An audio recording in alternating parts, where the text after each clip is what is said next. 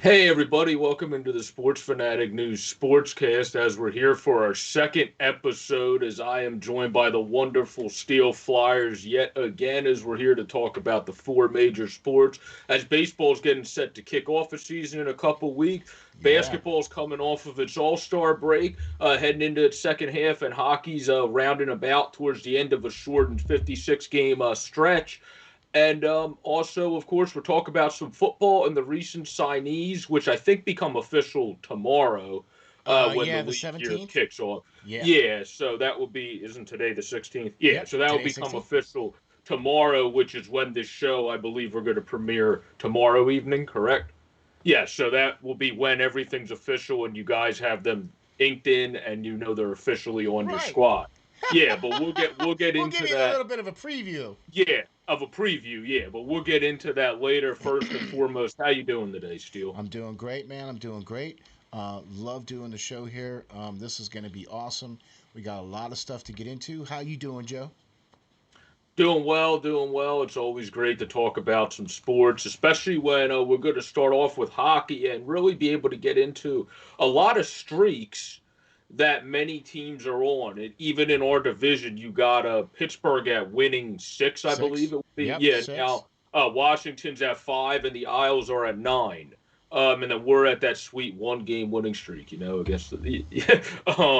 But we Woo! can start. We can start with the Flyers division since it's our very own, and the Flyers are falling back as other guys are marching forward. Um, what do you think when it comes to Pittsburgh? We'll start with and work our way up. Has allowed them to finally get churning in the right direction, at least in these last six games. And number two, do you think those traits that they found in these last six will last and be able to keep them in the playoff race? Man, I'll tell you what. They just seem to be putting it together real well right now. You know what I mean? So if they keep doing what they're doing, then they can be okay.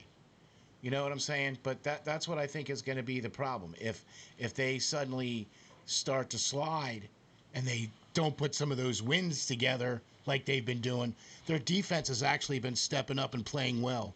Their offense, obviously, we all know the offense that they have. You know what I'm saying? So Yep. it's one of those things where if they suddenly find themselves on the bad side of things, then it could potentially go south. But to be honest with you, man, both their goaltenders have been playing pretty decent. I mean, DeSmith has been playing well. Yari's been playing well, and then you got all that offensive power, and you're seeing the defenses stepping up a little bit, and they're not giving up as much, and they're playing a little better. You know what I'm saying? Yeah, yeah, and all that goes a long way. I think it's going to contribute to if some guys that have been performing well towards the bottom tier of the lineup, like the Teddy Blue years, Brandon Tanev has been performing pretty solidly this year, and Kapanen's really stepped up for them since Boy, coming has back. he! If those guys continue to perform, they'll be able to carry it forward. If they don't, you'll probably get exposed some of their defensive woes again. But of late in this six-game stretch, all of a sudden the CC and Matheson line, who are Right. both guys that have struggled a lot at points of their career, now both at 27 years of age, has really also stepped up and done bigger things. And Marcus Pettersson's kind of stabilized himself. Chad Ruhwedel's still kind of a journeyman that fills in well at time. So I could still see them looking to add maybe one more guy there, or just recall up Olivier Joseph, just because that made absolutely no darn sense to send him down in the first place. But you on a six-game winning streak now, it should be pretty easy to integrate another good defenseman. Yeah. So Yeah. Yeah. Yeah. I think they're definitely moving in the right direction. But it's what you said: can they keep basically the defense staying steady as well, combined with what I said, they need guys to continue to perform down in the lineup and not And you just know what top else two. too, Matt? You know what else? They need to stay healthy too. You know, Yeah, if any of those guys suddenly go down with an injury or something, then they don't really have the people to put in place to replace those guys. they've had a couple guys step up Yeah, but or because McCann and Zucker went out, and that's okay, the but reason why the Laffertys and yeah, Stevers and Angelos and all those guys are getting more time and playing all right. And then Jankowski obviously has stepped up for them this right, year. right, right, So, right. Agreed, agreed. what I've been impressed with is the Islanders, is their streak. I mean, they've garnered 22 of the last Nine. 24 points. Yeah. Yeah, and have a 9-game streak. I Yeah. mean, I just what? Yeah, I guess you're gonna lead the division. They're leading the what are they top in the NHL right now, or is that the team that has 42 points, which would be Florida?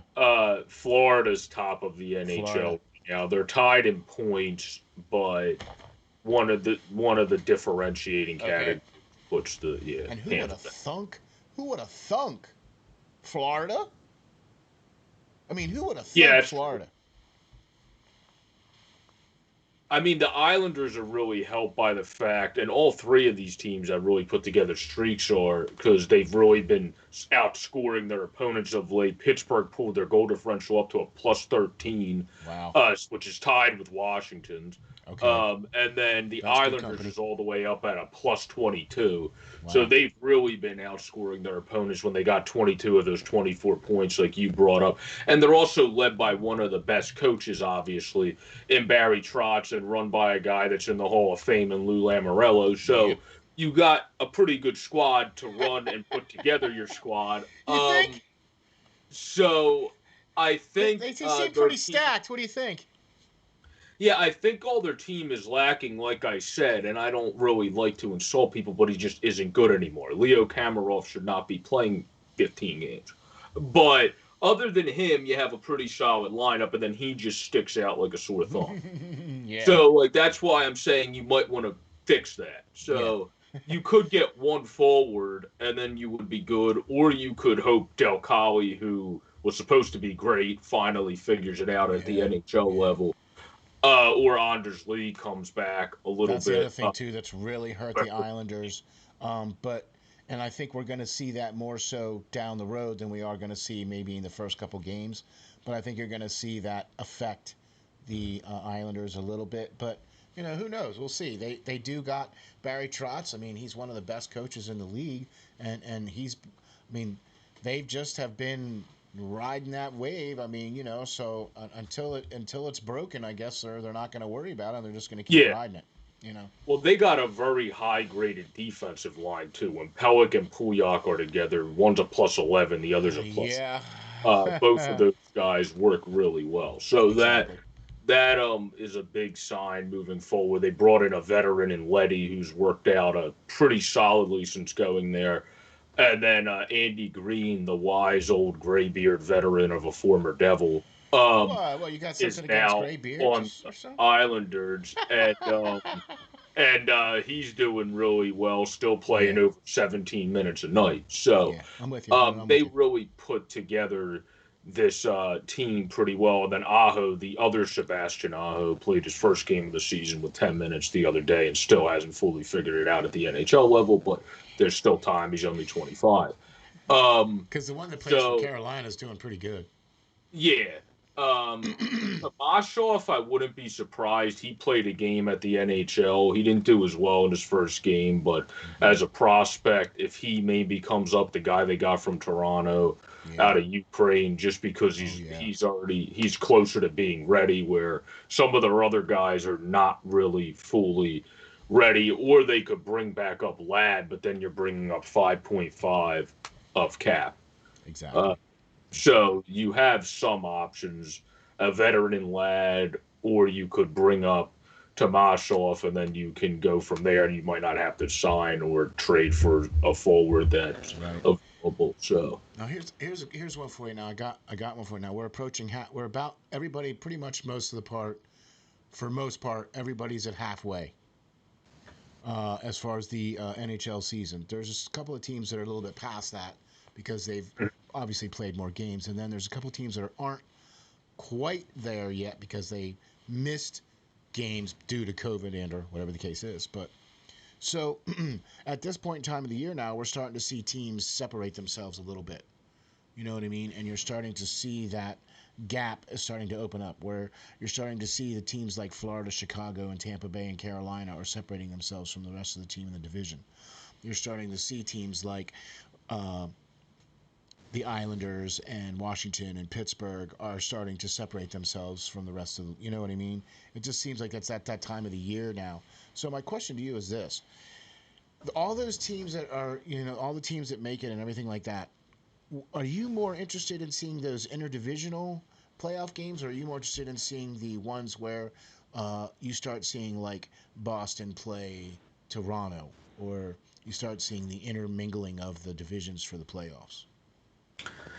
Out of division, because we saw so many interdivision games this year already. So I want to see how each team shakes up out of division when they're playing opponents they haven't seen this year compared to guys they've seen over a handful of times this year already. So I would definitely say out of division for that. But we do have one more team we got to talk about in our East Division for being on a win streak, as much as we hate to talk about our own division having win streaks that doesn't involve the Flyers.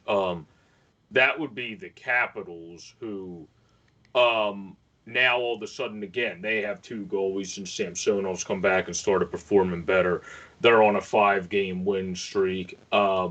They're performing well on all cylinders. They obviously have a very consistent power play that's pretty much been doing the same thing for the last 12 years. And pretty much every time Ovechkin steps out on the ice, it's a new record.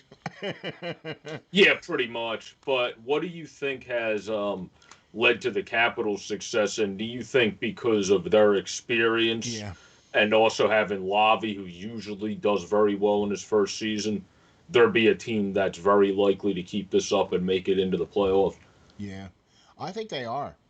I think we looked at this team at the beginning of the year and said, man, Lavi is going to be good for this team, because he just has an affinity with being able to coach guys for that first year, and especially with a team full of veterans like the Washington Capitals are.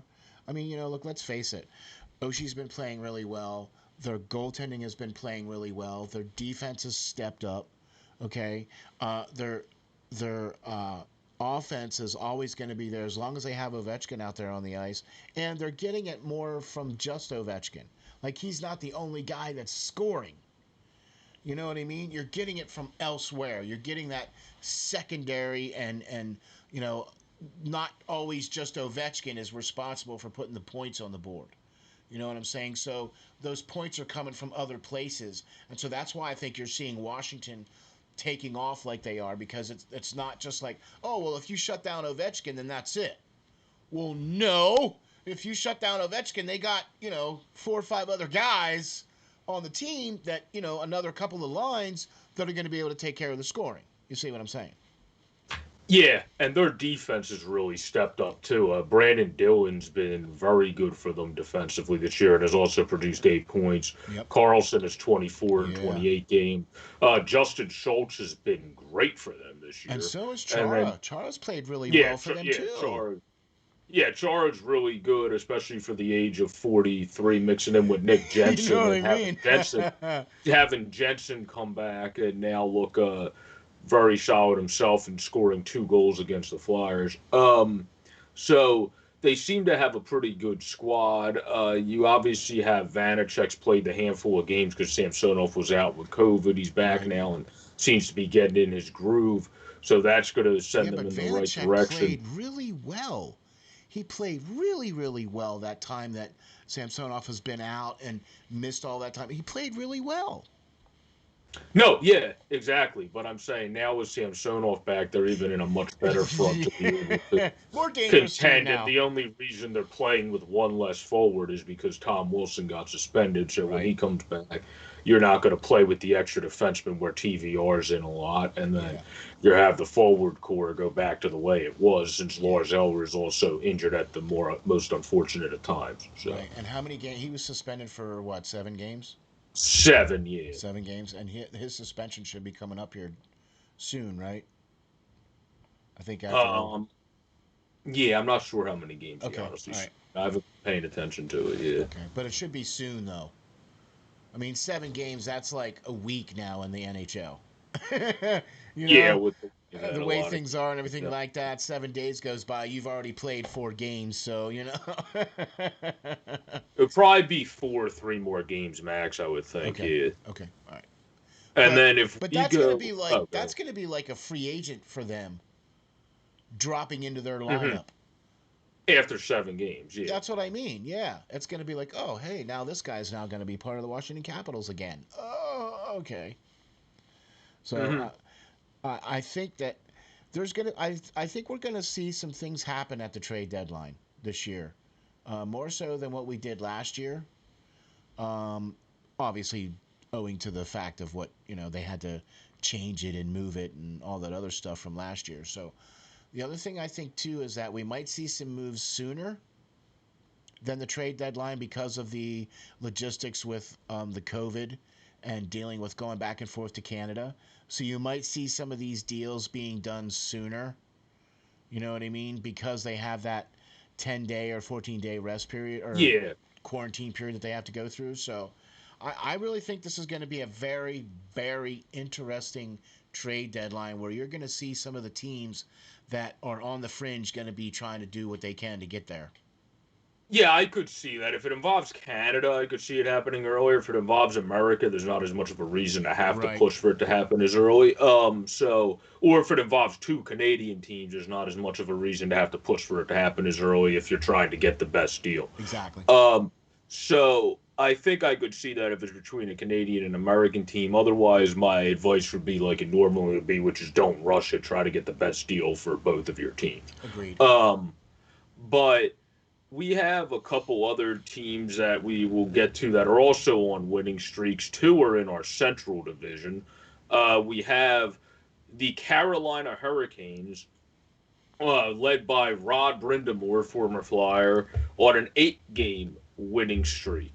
Um, what do you attribute, other than Rod Brindamore and the fact that their stars are really being able to step up for them, to the Carolina Hurricanes' success? What's something you think is really contributing to their success? And do you think they're a team, especially now having, I believe it's 41 points, 41 points on the season this far, that have set themselves ahead enough to prove they're definitely one of this year's playoff teams? To be at 26-1 right now for Carolina.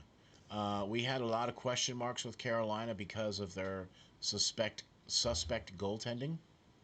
Because Talbot was not the most consistent, or I'm sorry, Mrazek was not the most Reimer and and Mrazek. Reimer and Mrazek were not the most consistent goaltenders.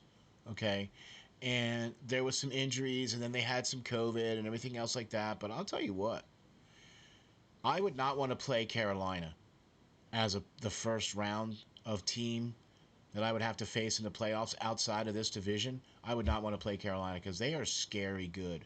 They've got consistency. They're good on the power play. They're good on the penalty kill. They're good in transition. They make good crisp passes. They're in shape. I mean, Rod Brindamore, come on.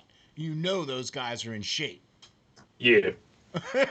You know what I'm Yeah, saying? and everybody that's integrated into the lineup, Jake Bean's been very good in his first 17 games. I mean, Flaherty's looked all yeah. right. He's more just a defensive guy. He's a guy you want to get a little bit more out of Hayden Flaherty. Pesce's looked good. Shea's looked the most defensive he's ever looked, not putting up as much offensive numbers, but he's been touted for his defense by Brindy this year. Yep. And then Hamilton and Slavin looks like a good pair. So they got Trocheck out now, but are still doing solid. Gardner's out, who was performing pretty solid in 17 this year. So Yeah. they got a couple guys out, and they're still performing well. I would say this team's definitely set themselves ahead enough to definitely prove they're one of the playoff teams for sure this year that are going to bring mean business, and also they're going to get arrested Mrazek, who sometimes burns out, who's barely played this year, who was coming off of a great 4 game start Yeah. back. It's almost like a free agent pickup of their own whenever he does come back. Right, So right, right, when you right. now have Nedeljkovic and then Reimer's performing what he has to, Nedeljkovic is performing well, so you have two guys that are getting the job done, and then a healthy, rested Mrazek coming back. So Exactly. And that, look, at 41 points, okay, they are still, let's see, they're, so there's a two-way tie. Islanders have 42, Florida has 42. Then the next team is 41 with Carolina. Then you have Tampa Bay, Washington, and Toronto have 40. And then the next one is Vegas at 39. They're leading their division at 39 points. So Yeah, Carolina is actually third best team in the league right now. exactly. That's why they clearly set their bounds to be a proven playoff team for this year. So did the team you mentioned second. Tampa Bay is going to make it, and they have one of the biggest comebackers coming back when it comes to their team, which would be Kucherov. So if you have Woo. arrested Kucherov come back to a team that's already one of the better performing teams of the league this year, that's really going to bring some inroads and really scare some teams coming into the playoffs. I mean, they didn't get to have that last year because Stamkos played for most of the year, but then he was out for the whole time they were in the bubble. And he actually missed the last part of the Except for season. 5 minutes of which he scored a goal. 2 minutes and Yeah, 34 seconds for yeah, that shift that he played. Right, I get you. But what I'm saying though is that he even missed like the last like what couple weeks of the season because of his injury, yeah. and then almost in the entire playoffs and most of all of the Stanley Cup, they were without him, and they were still able to perform at a very high level. Now, the exact opposite, the exact reverse happened to them this year, where Stamkos was in healthy, but Kucherov went out. You know what I mean? And he was hurt. So now they've been playing this well with Stamkos in. Imagine when he comes back. Holy, now they got two guys. Yep, exactly. Yeah, they got the biggest free agency acquisition via their own teammate that was out injury wise, coming back. But Man. to wrap this up with the NHL Central Division, we have to talk about the best team in hockey right now, which is the Panthers, who are on a 4-game winning streak of their own. Who would have thunk at the beginning of the season that at this point of the season we would be talking about the Florida Panthers being number one, not in their division only, but in the entire NHL at this point in time. Wow. Wow. Where Frank Vetrano, I think, was on like a 6-game goal streak or something like that. Yeah. The dude was going off lately. They've really been performing well. Every star on their team has stepped up. So, what do you think, other than Bobrovsky, who's starting to step up now? What do you think has gone to their success and the fact that this team's the best team in the league and by far the biggest surprise team, I would say, of this year's NHL season? Well, one of the things that I think has really helped Florida this year was being in the Central.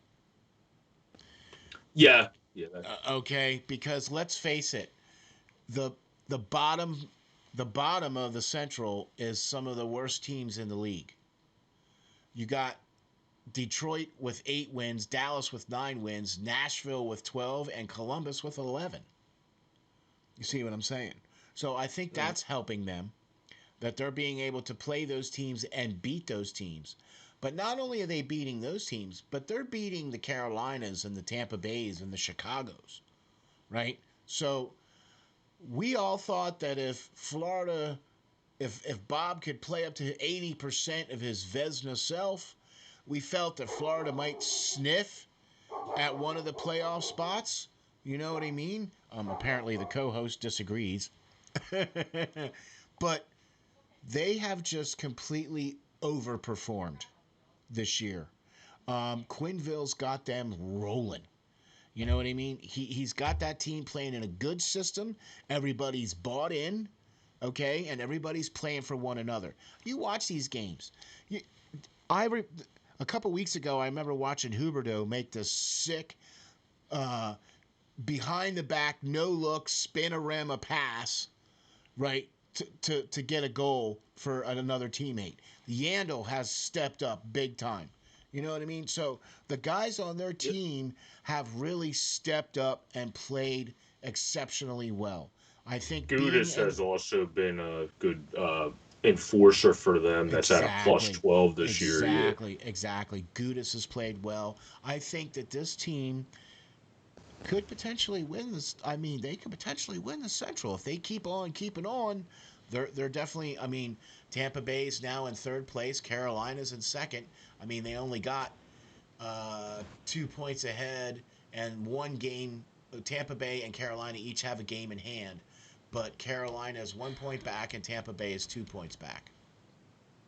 Yeah, it seems like for the top spot, it's a battle between those three, and then Chicago can, if they continue to perform, keep pulling ahead as the fourth team, Yeah, where it seems like they're going to make it as the fourth team. seems They like would it. have to get on a big streak of their own, like a 6 game run, in order to get back up to where Florida, Carolina, and Tampa are at the 40s, where they're at a 33 point spot right now. Because they lost a couple in a row, as Yeah, Carolina and Florida won a handful in a row, and Tampa right, only lost one recently. right. And So, Columbus won a uh, game or two there. You know what I mean? So yeah, yeah, before losing their last game, yeah. yeah, so that brought them a little bit closer. Uh, But go Central ahead. is one of the most. Look, everybody thought that oh, this is going to be, but all these divisions have really kind of shown the top teams, and with more, a little less than halfway through the rest of the season here, we're going to see some interesting things. And one of the things that I think that we need to point out is this: if you look at Pittsburgh, even though we originally picked them to not do much this year, and look at where they are right now. Of their remaining 20 some odd games, half of them are against Buffalo and New Jersey Yeah, for the remainder of the year. So if Pittsburgh continues to play well and continues to win, their schedule is gonna come to them. You know what I mean? exactly. Yeah. And to where they could potentially overtake, but they got to keep it rolling. If they get hurt or they don't keep it rolling, then no. Yeah, they can be the biggest benefactors of their schedule. I would say one division that hasn't really showed his hand on the top team because they fell off after taking a bigger lead is the North. Because Toronto took a bigger lead. Now they don't have that big of a lead. No, They you're only have right. a 4 point lead Yeah. between Edmonton and Winnipeg, who got hot themselves after starting pretty poorly. So and then if you look all the way down to the sixth spot in that division, there's only a 3 point separation between the four spot. The only team that seems like they're truly out of it and are is Ottawa. Yeah. So other than them, there's every other division has kind of showed its hand, or at least their upper two. This Yeah. one really hasn't shown its hand much on anything other than the fact that Edmonton is a little bit inconsistent. Where if Winnipeg stays hot, they might be more consistently there with Toronto. But other than that being the potential of foreseeing, it hasn't really shown its hand to much yet. Where I think Montreal's still going to be a little bit behind because they're going all defensive. They're not going to be able to catch up points wise when they're already 33 to 40 right now for Toronto. When they'll be in the playoffs, I think have the best chance to make it if they can defend. Because if you can defend the Canucks and Flames, you can take advantage of their defenses at Okay. times.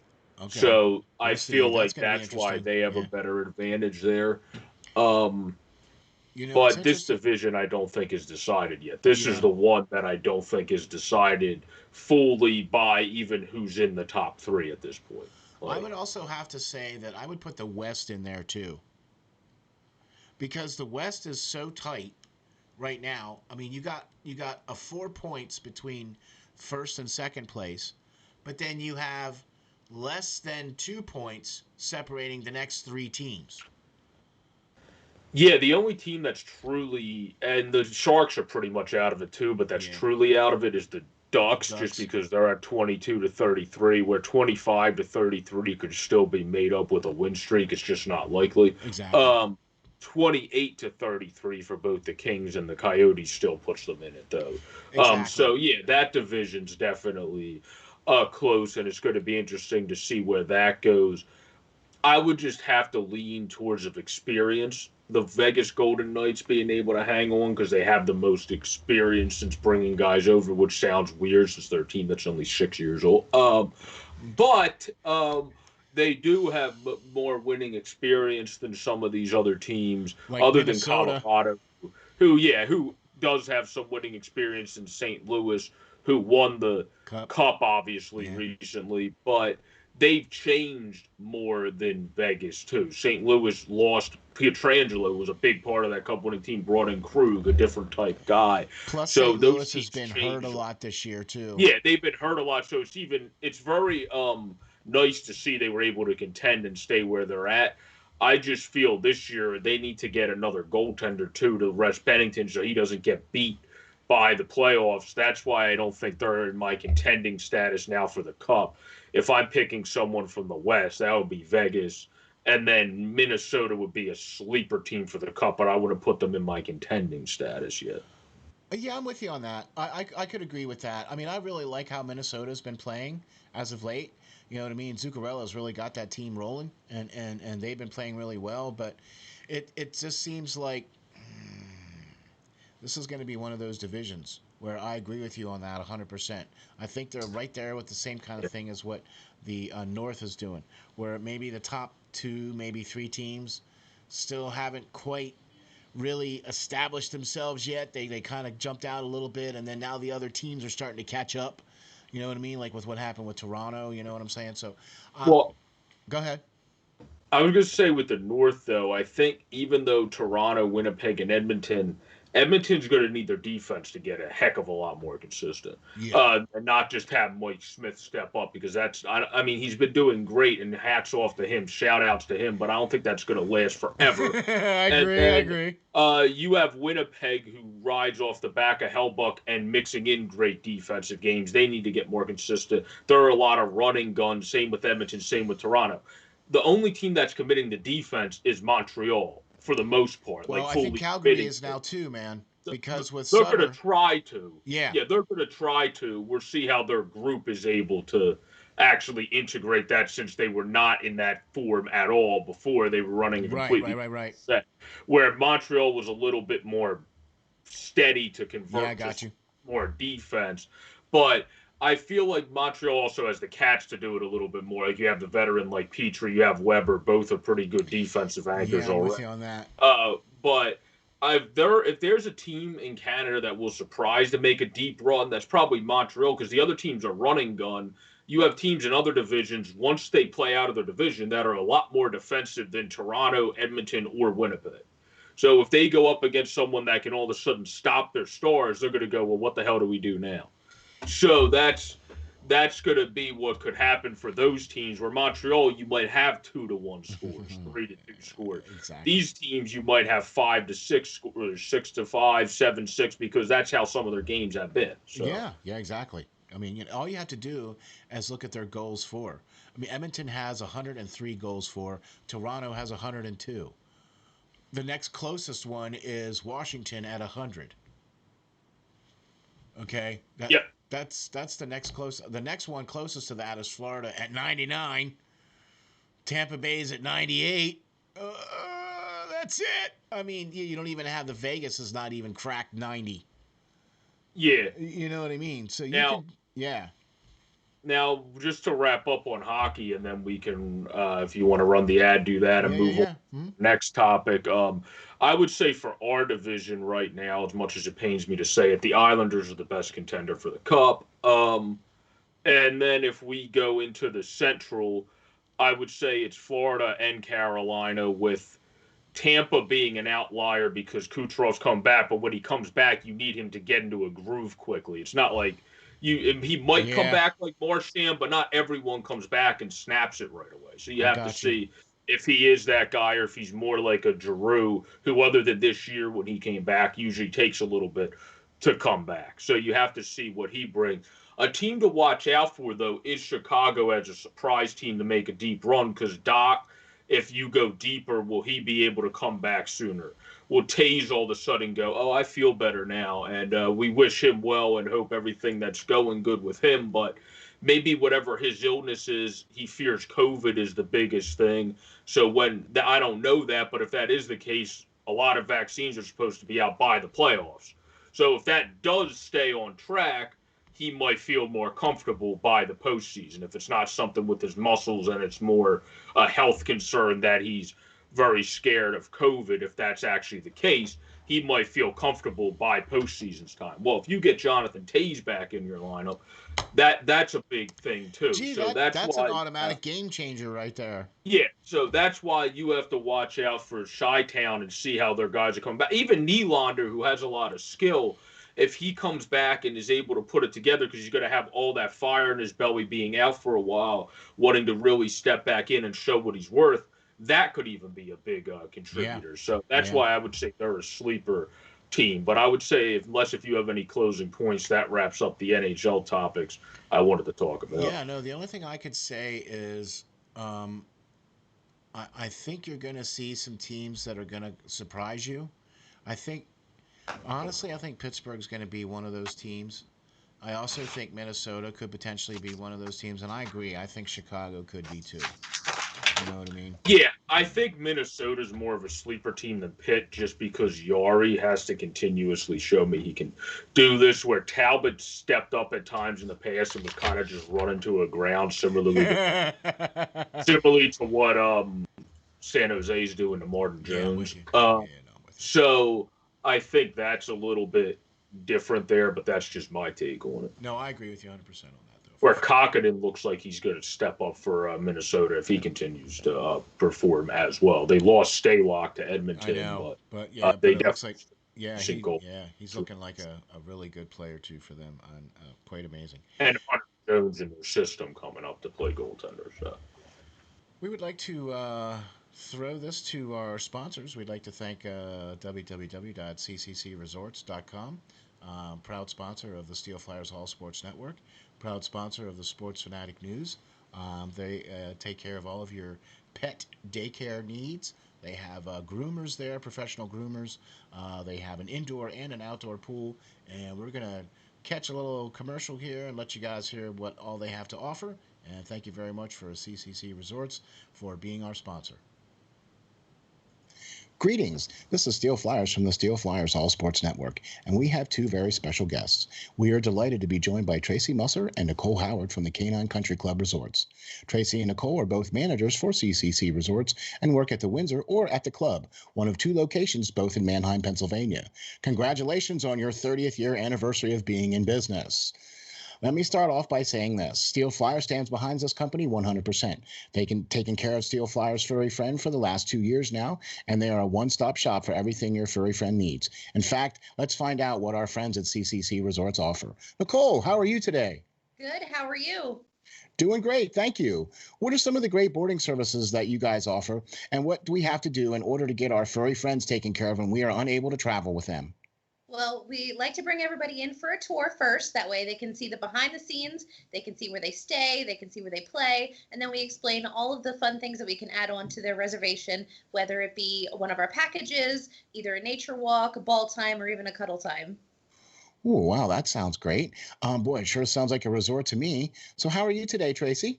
I'm doing well, thank you. Tracy, tell me, is it true that you guys have both an indoor and an outdoor pool at the Windsor location? It is true. We've got one of each, so we're able to offer year-round swimming. The indoor pool is a great option for dogs who are swimming for therapy or rehab. It's got that sloped entry so they can wade into the water. Our outdoor pool is a little bit larger, and it's 4 foot deep the whole way across. And both of them are saltwater pools, so it's really easy on the dog's skin and coat. Wow, that's very awesome. So then during the summer months, you have a much deeper pool outside and then a sloped entry shallow pool indoors for the dogs. Tracy, tell the folks how we can get some pool time.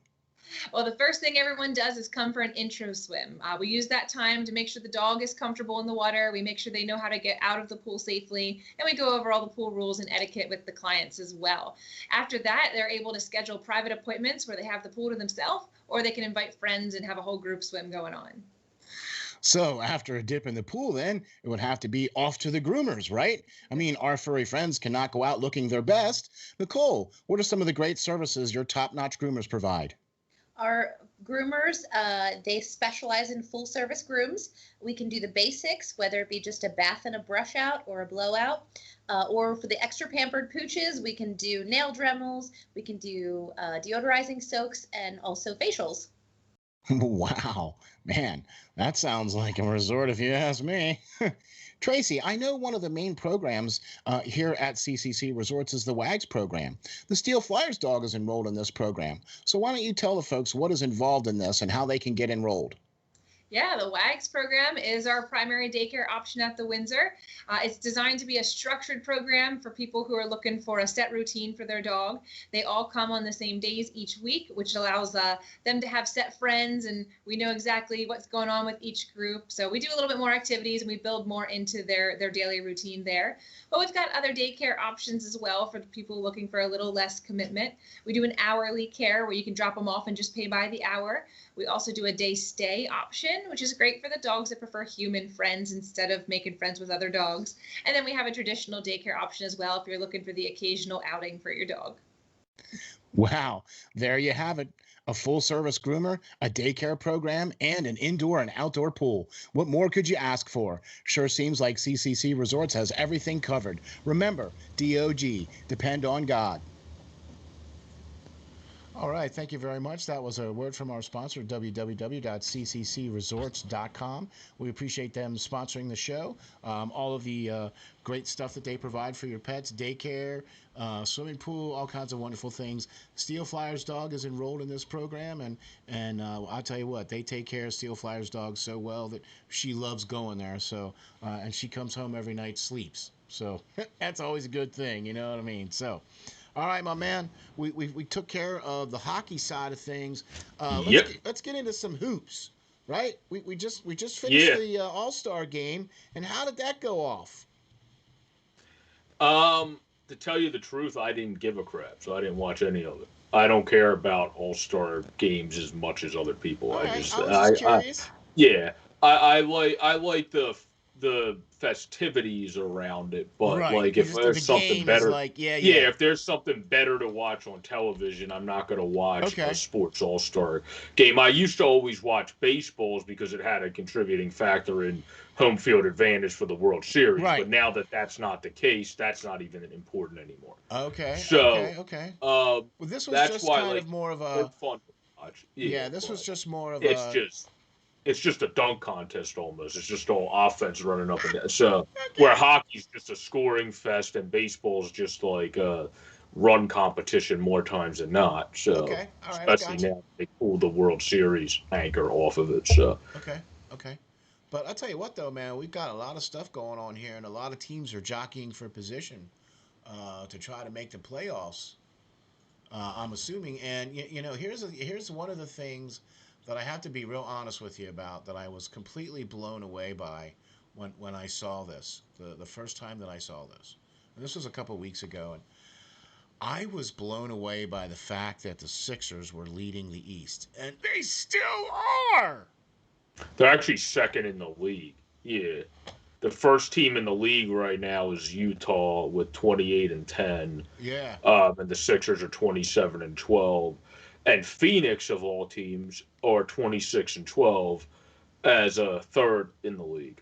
So and then you have there's Nets definitely 27-13.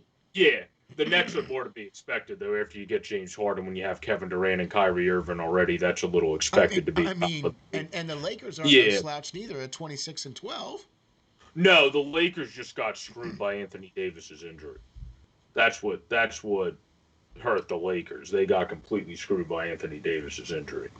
You have one of the best players in the league get injured, and now you have LeBron at 36 having to carry a roster that doesn't have the most efficient, consistent scorers around him without Anthony Davis. So that's all that happened there. The Clippers realistically should be better than they are. They don't have they're only a couple games. They're 3.5 to 2, but the Clippers realistically should not be letting Phoenix show right now that they're as much of a contender for the NBA Finals just by looking at statistics and not looking into all the players. If you look into all the players and roster, I would still obviously say Clippers are more of a contender for the Finals based off of experience and pedigree and guys in their locker room. Right. But if you just look off of stats, Phoenix is right there with them. With the guys you have compared to the young upcoming team of Phoenix, for at least the time being, you still should have performed better than them. Where I would say they're a team that's performing around expectations, but still for me has been a little disappointing this year because I wanted to see more consistency from them. I always wanted them to be the team that was showing the Lakers that they could eventually pass them, where this year they're not necessarily showing the Jazz or Phoenix that they could necessarily pass them, which are the reason I wanted to lead into them, or they're the two surprises teams in the NBA. You got the Jazz taking over the West still at 2 games above Phoenix, who all of a sudden is starting to come up big in the West and is 8-2 in their last 10. The Jazz are only 5-5 at 500, and both the Lakers and Clippers are 4-6. The Nuggets are actually coming on their tail now since they're 7-3, only 2 games back in their last 10. So the Nuggets are a scary team. If they get into their team, you don't want to. We saw what they did last year. If you let them in, they're a scary opponent. But these surprise teams, it's been exciting to watch Phoenix and Utah just continue to perform. And teams that are supposed to be young and not there yet, using that mentality of, oh, really? We're not there yet? We'll show you. Yeah, right. And being the two best in the division. Like, what do you contribute to that? Do you think it's all just having that underdog mentality that's thriving these teams? It could Or be. it's a combination of great roster structure and having that underdog mentality? What's really amazing is that, when we looked at the West, everybody was like, oh, well, Lakers and LeBron and AD, right? And then you looked at the Clippers with Kawhi Leonard, and thought, okay, these are going to be the teams that are going to come out of the West. And, well, no, they're not right now, apparently. Yeah. The younger guys, see, look, I'm always about those younger guys showing up and putting it down and going through and doing what they got to do, because it makes all those other guys around all those other teams, like the older teams, the guys that have the experience and the vets, look around and go, wow, look at them young guys really going. Well, we better play good or we're going to get our butts kicked. Okay. And see, that's what I think is going on here. They're starting to see these young guys saying, yeah, well, we don't care if we're young. We're coming in here and we're still kicking your butt. You know what I mean? And so when you have a coach and an ownership that supports that, and then you go out and put the players out on the court that are also playing into that system, that are also playing into that mentality, you know what I'm saying? So that's why I think they're doing really well. And I would not be surprised at all to see them there at the big dance. No, I mean, if you look at Phoenix, they have put together a good team, and I think a guy that's really come in. You have Booker, who's a great young player, averaging over 25 points. You have guys. You brought in a guy like Mikal Bridges, who is good on defense, athletic, shooting great from three this year too, over 40%, averaging over 13. Saric is a nice little bench pickup, a scrappy player that brings a lot of energy, a former Sixer draftee. And then DeAndre Ayton defends the rim with the best of them, averages a double-double, and still gets you over 14 points. But the solidifier for that Phoenix team is one of my favorite players that I've ever watched in the NBA. Yeah. Which is Chris Paul, who's also great. Who's also great on State Farm commercials. So, Hall of Fame in both levels. Basketball, State Farm commercials. All right, I got you. But the guy is a great facilitator even still at 35. He's averaging over 15, 8.5, or over 8.5, 8.8 assists, and has looked very good out there still, and has still 39% from three when he shoots them. So, he's a guy that really calms down a young roster and almost is that quarterback of a team. And I think when they brought him in, that's really what has made this team be able to be that great surprise team. They almost have a player coach, since that's exactly what everyone knows Chris Paul could be, either in management or coaching. He's that brilliant with the game. When he retired, they have a guy that still plays at a high level, but also almost coaches and mentors everyone around him and settles down the room. And that's what I think has really helped that team. And when you have a guy like that, I mean, that doesn't matter what sport you play on. Okay, you get a veteran in there like that knows how to calm the room down and knows how to be the leader of the young guys, knows how to take those younger guys under their wing and mentor them a little bit and show them what it's like to actually be a professional basketball player. You see what I'm saying? That kind of a talent, that kind of a leadership, that kind of a person transcends sports. You could plug that guy into a hockey team. You could plug that guy into a football team or a baseball team. And there's teams that are littered with those types of guys. That's why you get teams that have those good mixes of young guys and some of those veterans that come in there and can take care of business like this. And that's what I think that Chris Paul's been able to do here for the Phoenix Suns. Yeah, and it's the similar facet with the Utah Jazz, because they have a guy who everyone says is kind of the mini Chris Paul when he's at his best, in Michael Conley, they brought over to Utah. So he now healthy is producing at a very high level and almost putting up mini Chris Paul stats. He has that's why I said 5.5 for Chris Paul. He has the 5.5 assists and 16.4 points.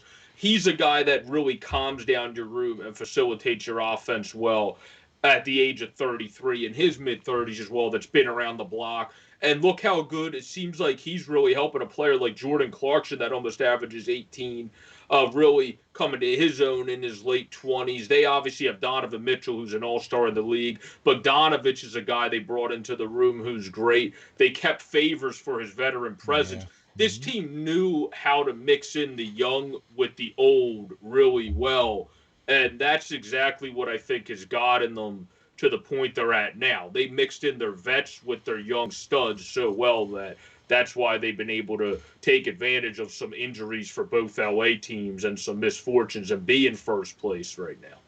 I mean, they're trying to get back to that level, that they were in 2017 where they won the division. You know what I mean? So they're trying to get back to that level, and I think they're getting there. You know what I mean? With being what? They're top in the league right now, right? Utah Jazz? Utah's first. The 76ers are second. Phoenix. Now, I have a question for you now, okay? Are they playing the full season? Are they playing all 72, I believe, or 70, something like that. 70 something. Okay, so they're playing 10 games light. Something like that, yeah. It's 70 okay, because it's normally 82 games for a basketball season. Mm-hmm. And they're playing 10 games light. Okay, all right. So here we go. I mean, this is where the rubber meets the road. These next couple of weeks are going to decide who's going to go and who's not going to go. They did expand the playoffs by one team for each side to give a wild card team? I believe that's what they did. Yeah. Okay. So I think that playoffs for the NBA this year are going to be probably a lot more exciting than what they were in recent years, I think.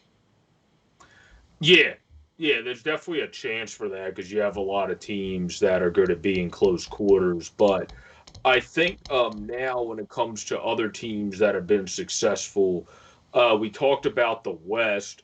We can move now into the East, and you have the Sixers have been successful, but you have the closest to them.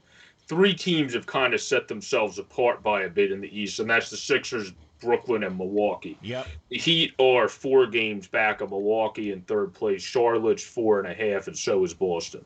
Now, who's taken a step back? Yeah. The Celtics have, and they're only 20 and 18 now. So,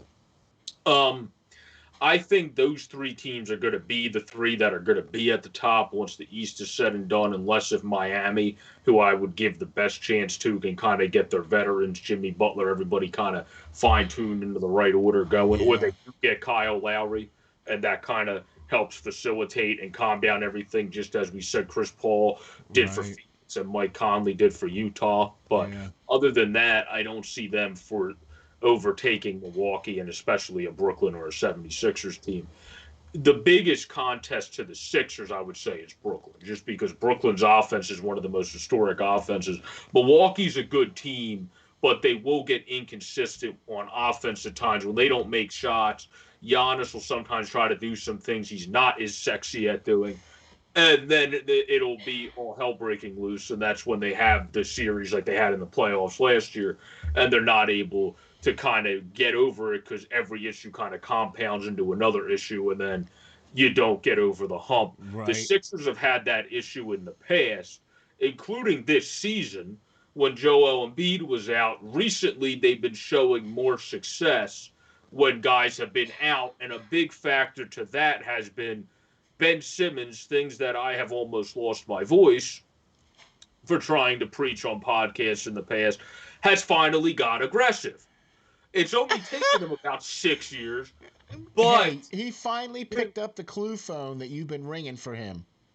But now he moved his point total up. I think when we talked about this last year, it was at 13 points. He's 3 points up at 16. Oh, wow. He's got 7.8 rebounds, 7.7 assists. He's bringing his stuff up. Now, there's still games that for some reason will take a back seat when he sees other guys around him having a bigger role up in that game, which is just not what you're supposed to do as a star. But he looks more aggressive lately, and if he can keep building in that order, that would bring much success for the team. And the fact that Seth Curry and kind of go back to how he was, he had a 21-point game, against Sacramento, or not Sacramento, San Antonio, and that was his first game. He really locked in, but he had a 14-point game he looked good in against Washington beforehand. He seems, after battling COVID, to kind of be off after coming back, to be now coming back into his own. I was just going to say, because the biggest part of their bench. So, because he went down last year with a, and so he wasn't, I mean, they were like, well, he's going to, whatever, But so he's actually been able to be a factor this year, so that bodes well for them. You know what I mean? One of the things, though, that I have to say is this. I really like what Brooklyn did with bringing in James Harden. Yeah. And pairing him up with Kyrie Irving. I mean, wow. I guess that's why they're pretty historic. What else is going on? Why is the Brooklyn... I mean, obviously we know because of their offense and stuff like that, but are they also playing the backcourt as well? I mean, they're like 23rd in defense or something like that. They're not a good defensive team. They brought their defense up from being like 28th a couple weeks ago, but so it's kind of like a lot of different analysts have laid out. They only have to be decent at defense to get to the finals because they'll just outscore you. The problem is, if you have a team like the Sixers are probably the best team in the East, them or the Bucks, when it comes to matching defensively, because they have guys that play good on both sides of the ball and some guys that are just kind of there for defense. Yeah. To go up against Brooklyn and be able to, like Matisse Thybulle, who the Sixers have, is 5th in the NBA in steals. So he might be able to create some havoc and wreak some havoc against the Brooklyn Nets. Those are the only two teams in the East I would really pick out that can really flourish great on both ends, because I would say the Heat based off of last year, but based off of this year, the Heat haven't been as consistent with that. So if they get more consistent, which they have time to do, then I would throw them into that group of a team that can kind of defend Brooklyn better than some people envision. But the Celtics seem to be not doing that. Charlotte's not going to defend Brooklyn. So that's no contest. Okay. I think it's only really the Sixers, the teams in the division, that are going to be able to defend them. And then if they get to the finals, when AD's healthy, I would say the Lakers have the best. How long is he expected to miss? Oh, and he's supposed to be back. He could be back fairly soon. The problem is he's not going to be back. Like, he'll be back, but he won't be Anthony Davis, because he's not going to be able to do all the cuts that AD does, because he's going to be worried about doing what KD did. You don't want to go from having one injury to making it 50 times worse like Durant did by trying to push it. So I think it's going to be you have him back, but to what degree? Okay. And that's what's well. Then why would you bring somebody back like that? Well, with KD's a sharpshooter, so it made a little bit more sense with KD, because he could have just shot. He injured it trying to do a little bit of things, and he didn't really do much. All he did was move a bit, and then he ended up screwing up his knee a little bit more. Anthony Davis is going to be a lot more interesting to watch, because he could shoot the three, but AD ain't a sharpshooter. So he's going to be a guy that scores down low. He uses his body. It's going to be interesting to see how he adjusts his game like if he becomes more Dirk-esque while he's injured or something, like what he does so he doesn't get into the bash areas and potentially mess up his career for next season Okay. while trying to Yeah, help that him makes out. sense. Yeah. Yeah, That makes that's sense. why it's going to be interesting. So if he's not fully there, I would honestly say if they keep playing the way they are now, um, I really do like their defensive rating is fifth in the league. I really do like the Suns to be a sleeper team if they can somehow be the sleeper team to make it all the way through the West to defend Brooklyn and kind of give them a challenge. I don't think they would necessarily beat Brooklyn because they're too young, other than Chris Paul. But I think you could see the Suns push Brooklyn to 6 or even a 7-game championship. And that would be something nobody would have expected going into this season to see Phoenix, of all teams, push one of the most historic offenses in the history of basketball 6 to 7 games. Yeah, So right. I think that's a team that you can look out for. Their defensive efficiency has been tremendous all year. DeAndre Ayton, as far as I'm concerned, because he's not as sexy on offense as some other centers, is one of the most underrated centers in basketball because he's that good at rebounding and just stopping guys coming in on the opponent. You do not want to drive the lane on DeAndre Ayton. You probably have a 10 to, depending how big you are, like at Right. most a 30% success rate. So the that's what I think. He's a very good defending center and going to become one of the best as time goes on defensively. He'll be a guy you want on your team defensively. He's never going to become a guy of Embiid or Jokic's level on both ends of the ball, Right. but he's a Right. good Okay. DeAndre Jordan kind of esque guy that just plays good defense and gets it done for you. But those are the teams I would consider to be the top contenders for Brooklyn to go up against Brooklyn, where Milwaukee and the Sixers, and if Miami can pull, of course, have an advantage because they have the most tape of them. They've been playing. They're in their own conference. They've played them a little bit more. They have a little bit more feelers on them than the West, who hasn't played them as much. But Okay. Uh, wow. It's going to be interesting, especially with the adding of the new uh, the wild card here for the playoffs. It's going to add a new little wrinkle. You know what I mean? And you're looking at like the Nets and the Sixers are more than halfway now. They've both each played 40 games for the Nets and 39 games for the Sixers. You know what I mean? So there's only roughly about 30 games left. For these guys. So this is where it's going to have to come together. yeah, the only thing we have to see from the Sixers is they're away. You have to get more consistent. They've been 10-9 to 17-3, so that's something. Yeah. They would be probably far past the Jazz if they were actually consistent on the road. Because the Jazz are 12-8, which is a little bit better than the Sixers. That's 4 games compared to only Yeah. one above 500. Is Yeah. 16-2 at home, which I believe is the best home record in terms of win to losses. The Sixers have one more win, but have 3 losses. So I think that's something we have to look out for in the second half of the season. Can the Sixers become more consistent away? Because if they do that, they could potentially be, especially if they add in one more shooter and then another anchoring defender type, a team that can be top in the East, especially, and potentially top overall, Yeah. right behind the Jazz. Yeah. My season's in. Yeah. I'm with you on that for sure. So, well, here going to be starting soon, right? Playoffs are going to be coming up here sooner than most people expect. You know what I mean? Time goes by much quicker.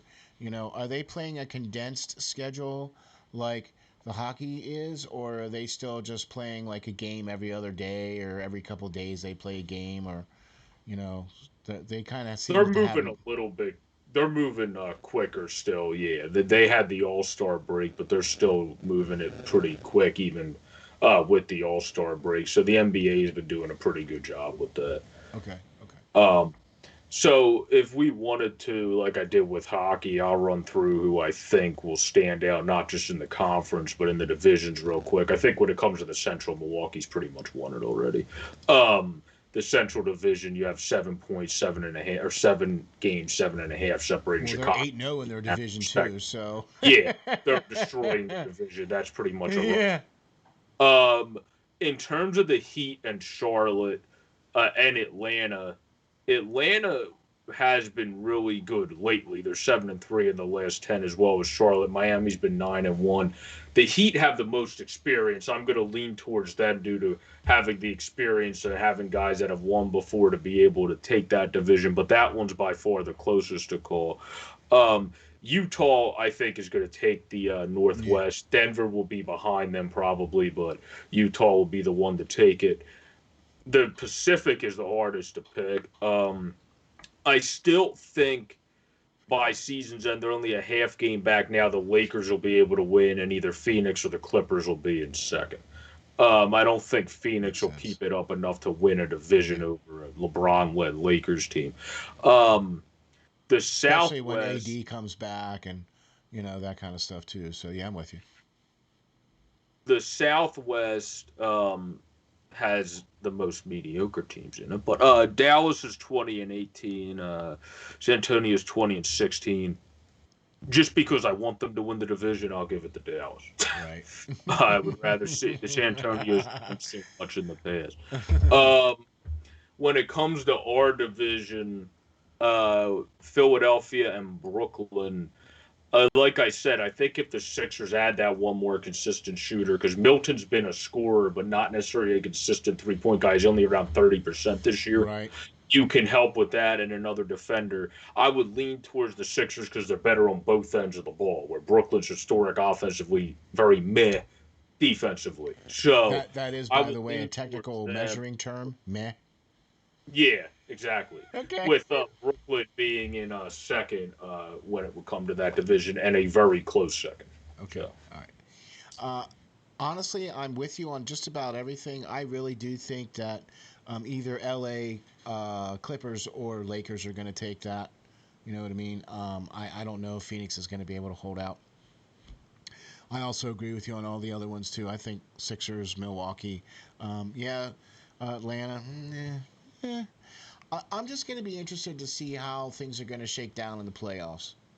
You know what I mean? That's going to be the interesting thing for me. So. Yeah. All right, man. Well, I'll tell you what. We got quite a round of NBA stuff talking about, didn't we? Yeah, we had a lot of stuff. I mean, there's been a lot of surprise teams. You have the Jazz and Suns who have really come to their own this year. Yeah, you have a surprise and a fall off in Boston for how much they fell off after getting off to a solid start. Right. They had some injuries and so on and so forth, but they've always been a team that's battled through everything. That's why, to me, it's still surprising since Boston's always had that team that found a way to get through whatever. Exactly. So I would say, yeah, I mean, this has been a great show to get into a lot of the NBA stuff as we're entering the second half. In terms of a surprise team to look out for, as I gave some in hockey, other than just Phoenix, with how hot Denver is now, I would say you have to look out for them just because of the scorers on their team and how much trouble they were last year in the postseason. What they might be able to do with an extra year now under their belt, especially when everyone comes back. So, yeah, gotcha. Yeah. Well, I'll tell you what, man. Great hockey talk, great NBA talk, but man, we gotta. I think we have to hike a ball here. National Football League here. What do you think? Yeah, get into some NFL. There's been a lot of different NFL news about signees and different people going different places. The Bears are continuing to confuse people when it comes to their quarterback room. They've apparently just gave Andy Dalton $10 million for 1 year after already having Nick Foles and complimenting Mitch Trubisky at the end of last season when he actually got going a little bit. So. Which is another guy. It'll be interesting to see where Mitch goes. But yeah, you have he's obviously not going to be. No, he's obviously not good. Well, if the Bears sign him, then they're really confusing people. But Dalton and Foles are very similar. They're pocket passing quarterbacks that can air it out, kind of do similar things. So it makes sense, I guess, for the premise Yeah. that you want to have two similar guys. I was just gonna say, But yeah. usually in today's game, you see teams kind of want to switch it up a bit between the starter and backup, so it kind of brings in a different vibe. So the defense is thrown off more. Like you saw Luck and Brissett. Andrew Luck and Jacoby Brissett are nothing. Okay, yeah, I'm with you. When you have Deshaun Watson, he was never with another runner as his backup. It was always like Matt Schaub or somebody that was a passer. Right. Just like a straight up more like Matt Barkley was a backup for that team for many years. He's obviously nothing close to Deshaun Watson or nothing close one value wise, but two play wise. Like what they did down in New Orleans. What they did down in New Orleans with Drew Brees and then number 7. Yeah. Right, because he's a more of a running quarterback and more of a athlete, whereas Drew Brees is dropping back and throwing the ball. Well, not anymore though. By the way, congratulations to Mr. Drew Brees on 20 years in the NFL. So, congratulations on your retirement, my man. Hope it's good. And it didn't take him long, and boy, he landed a job at NBC as an analyst. I think 2 days after he announced his retirement, he came out and announced that he was going to be working for NBC. All right. So, today was the start There were rumors. Yeah, today was the start there were of free rumors agency. about. Yeah. Today was the start of free agency, and the league year starts tomorrow, the 17th. So, all of these trades and everything are subject to league approval that we're going to talk about today. So, nothing's really signed quote unquote in stone as of yet, because until the new league year starts is when they can actually sign these contracts. The other thing that's going to be starting up too is the naming of the franchise tags. They will have to come out soon as well, because they have to be on a deadline before they can to try to sign to get a long-term deal, or they stay on the franchise tag. So those will be announced real soon. I believe the salary cap went up a couple million. Yeah, they said theirs still is going up. That's the one league that actually still went up a bit. Yeah. Not by much. No, by a smidge. Yeah, just a little, like a percentage point or two. But still, I mean, that's going to help some teams right now that are like butt up against the salary cap. You know what I mean? So, one of the biggest moves that I was surprised about, along with the Andy Dalton one, was a couple of the other moves that happened. The fact that Cam Newton was re-signed to New England. Now, we talked about this a little bit before the show, but we kind of understood why that would be a good fit for Cam Newton, because they re-signed a couple of tight ends up there, you know what I mean, and they're starting to put some pieces up there for him to throw to. And he's a much cheaper option to get somebody, plus he's already been a year in their system. You know what I mean? Yeah. So that's why I like that move up there for them. That's going to bode well for them. Tom Brady re-signed for Tampa Bay. Gronkowski re-signed for Tampa Bay 1 year, $10 million. Okay. Oh my gosh. I have to say this because he was part of the Steelers. Bud Dupree from the 8063 signed a big-time contract with Tennessee Titans. $35 million guaranteed. 5 years, $85 million. Something like that. He gets $35 million guaranteed. So good on you, my man. You're going to see some guys from Pittsburgh not going to be re-signed, even though they restructured Ben Roethlisberger's contract to save $15 million. There's too many guys on the team that need re-signed, plus the fact that you had Marquise Pouncey retired. Okay, we did not, quote-unquote, re-sign Villanueva. He's talking to rejoin the team, but you're having a lot of teams restructure contracts to try to bring other players in. You know what I mean? And Pittsburgh's not the only one. Yeah, which is the only league that allows that. No other league, you just get cut or you get traded, something happens so you can have the cap. No other league allows restructuring other than the NFL when it comes to deals like this. Yeah, That's so why you wonder why players piss off their teams to try to get money as early as possible. It's because they know their contracts are likely to be restructured later. right, So, exactly. yeah. Exactly. But the frenzy that's taken place, I would say, though, real quick, the biggest signee, which was before the free agency even kicked off, which was something that didn't make much sense since he got the exact deal he wanted about 5 months ago. By the time they came to the agreement, was Dak agreeing to a 4-year, $160 million deal. He wanted 4 years about 5 months ago. You wanted 5 years. Now all of a sudden you go, oh, we'll give him 4 years. This sounds great. It's like, well, what did you wait 7 months for? Like you should have just get. He wanted that as the season ended. He literally it was Dak wanted 4, Jerry wanted 5. That was the disconnect. He didn't want the extra year. He wanted one less year of control, so he was going into the free agency at a year less rather than a year gained. So that's something that he has the ability to do if he wants, and they finally agreed to a deal of that ilk. That just made no sense to me, just because it took so long to get the exact deal he wanted, which could have happened so much sooner and with a lot less heartache for both sides. I think yeah. Jerry Jones just wants the Cowboys because they suck and never get as far as he wants them to get to on the field to be in the media spotlight no matter what way it is, and that's why he prolonged that so You know long. what? Do you know what? I agree with you on that 100%. But you know what else I think too? I think another reason why this went for as long as it did was because I think Jerry Jones was trying to see if he could land somebody like Tom Brady or or somebody like that, and that's why he didn't want to commit to Dak Prescott. And now he doesn't have much of a choice because let's face it, after Andy Dalton signed, the next best QB in the free agent market was Fitzmagic. Yeah, and then you got Uh, Trubisky. Yeah, you're not going to replace him with him, but you uh, got the draft, and then you have to hope he comes in and but does as good as but see, Dak did that's what I'm talking initially. about. Even if you So get somebody in the draft, you can't expect a kid. to come right in and be what Prescott could be. No, Yeah, you can't. but Okay, so that's why I think that's this well, I this think Dak Jerry, Prescott deal got done now.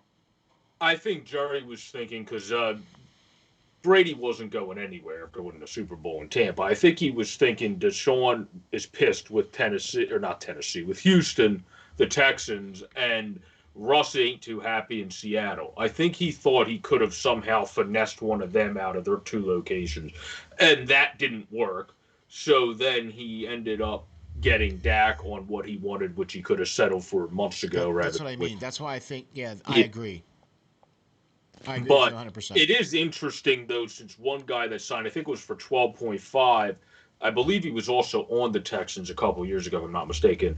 Tyrod Taylor's now on the Texans again. So it's interesting to see that come down since he is similar in a running quarterback that is a game manager that can kind of do to a much less degree, but run a similar style offense that Deshaun ran. Do, So if you're going to think about losing this battle to your quarterback and saying, listen, we're not going to win. He's going to win. He's already won. He's basically destroyed our entire PR because, which is deserved, by the way, Texans, you're a god awful organization. But tell us how you really feel, Joe. he's destroyed their entire PR, rightfully so. And now they bring in Taylor, who's a similar poor man's backup version of running the same offense as a elite all-star of Watson does. So it seems like that could be a move admitting defeat before you officially admit defeat and go Tyrod Taylor might be the starter of the Houston Texans next year after Deshaun Watson has moved on for other assets. That seemed like a move that when here's a guy we can deal with being a 1 year stay over that manages the team well, is a good guy in the locker room, always talked highly about, and Yeah. then move on from him and get the assets needed. It just seems like a move that's pushing towards that direction more and more. I've been hearing a lot of rumblings about Russell Wilson, kind of getting out of Seattle, and then we obviously know about Deshaun Watson. I'm going to be interested to see who gets Watson. Who's going to be the team that's going to pony up the money for that player? Okay, because And the assets, because you need a lot of assets well, too. that's what I mean. Because you're not going to be able to just go, oh yeah, well no. So which teams out there have those kinds of assets? Obviously, teams that have draft picks, teams that have lots of salary cap space, things of that nature. You know what I mean? So I'm going to be interested to see who's going to step into the breach for this Watson guy, because all 32 teams should be looking at this guy. All 32 teams should be calling this guy. Okay, seriously. I mean, it's no joke.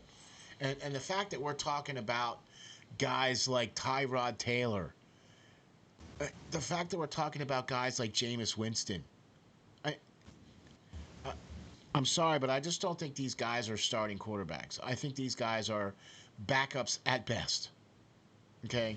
They are backups, but I think there's holdover back. There's backups Yeah, that I'm with you. are good enough to start for a year to hold over your team. Or Foles has been for at least one of 7 or 8 yeah. games.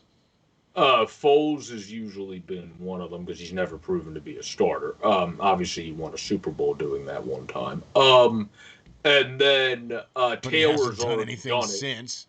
Yeah, Taylor's already done it on a couple teams in the past, including San Diego, which he kind of just got injured, and then Herbert stepped in quicker, and he wasn't going to take him out after what he was doing. No, because I like So Justin Herbert in San Diego. That was a yeah, good pickup for them.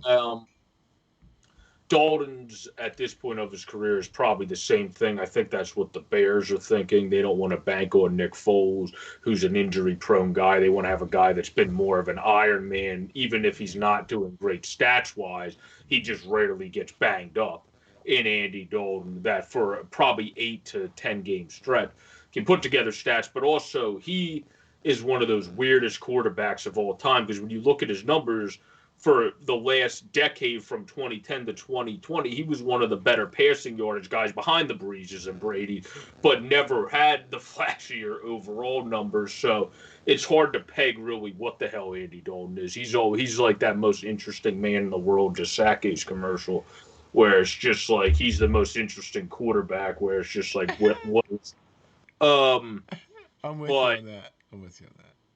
but you have, I think you brought up a big key to the NFL, which is one of the biggest things of the offseason this far, and that's the Patriots with their offseason. They brought in all these guys so far. They brought in Hunter Henry, defender Carl Davis. They brought in Giannu Smith. That's the other guy, the other tight end. They brought in 2 good tight ends. Pass rusher Matt Judon. Yeah, the good D tackle from the Dolphins, who I always mispronounce his last name, Bear, but Devon Gottschalk, I guess is how you say that. But he's a guy that they were talking about earlier on the radio, that he's been performing better as his last 2 seasons ascending, so that seems like a good pickup. Kendrick Bourne is a nice deep threat receiver. You stole Jalen Mills from the Eagles, so screw you, Patriots. And then Nelson Aguilar went to them, who actually performed well for Oakland, or Vegas, I mean. So Devon Goucher, or I'm sorry, Devon Goujo. Devon Goujo. Okay. They also are getting back Deontay Hightower, who opted out last year, right? And they're also getting back Patrick Chung. Both and got Ravens inside linebacker Matthew Judon. Yeah. That's what I mean. Yeah. So they're getting these guys back. They also signed Nelson Aguilar, who actually did pretty decent for Vegas last year. So, Yeah. Oh boy. I was surprised Henry got 37.5 though, just because of injury. Hunter Henry's always been a good tight end. He's just been banged up a lot. Yeah, his availability is not there. Yeah, his availability's not always been there. Yeah. So here's the thing. Now we're gonna try to have a pseudo. I guess we're gonna try to have a normal football season. We're gonna try to have training camp start at the regular time, and I don't know if they're gonna do any preseason games or not. I haven't heard anything about that. I do know so far that the Hall of Fame game is supposed to still happen, which As is of now, yeah, okay. as of now, which is in August. Okay, and that's like the first preseason game of all preseason games because that's at the Yeah. beginning of August when they do the enshrinement. So they're if that game goes off, then they're going to probably play a couple. They'll probably play the full 4 games or something like that, you know. But I haven't Unless heard if it. they change the preseason, which was in rumors after they didn't have it, were they going to change it Right, going forward to less games, or would they exactly. keep it the same? We'll have to see what that Yeah, brings because I going haven't forward. heard anything. I haven't read anything. I haven't seen any reports on that. All I know is that the league date, the official league starts on the 17th. Any and all trades can happen beforehand, but nothing's official until the league starts Yeah, their year. So all these moves are subject to yeah, approval by the league, and then that's when franchise tags and transition tags are issued as well for each team. So each team is allowed to do that for a player or two, and yeah. then Well, a report just came in, speaking of signees, that Jacoby Brissett is going to the Dolphins on a 1 year deal to kind of, I guess, be a similar. He's kind of a similar player to a Tua-esque athlete, just not as athletic.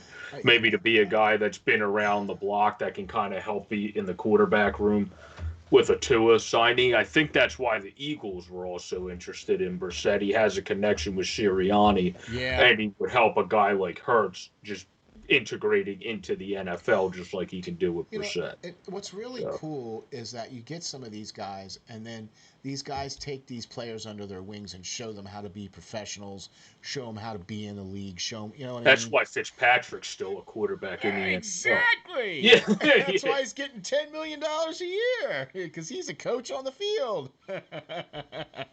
And then for like 7 games turns into Tom Brady, and then all of a sudden falls off a cliff. Yeah, Yeah, and has 14 touchdowns in 7 games, and then after that's got 25 interceptions. Like, wait a minute, what? What? No, no, no. He never plays long enough to get that many interceptions. He only gets like 3 or 4, and then he's done. After he throws 3 or 4 interceptions, then he's done for a couple of games until the next quarterback throws a couple of interceptions. So, yeah, I I think this year in the NFL is going to be more competitive because I think you're going to see because everybody was so hesitant last year with the COVID and all that stuff, and the fact that we're going to start seeing fans in the stands. You know what I mean? So I think that's really going to change the football landscape.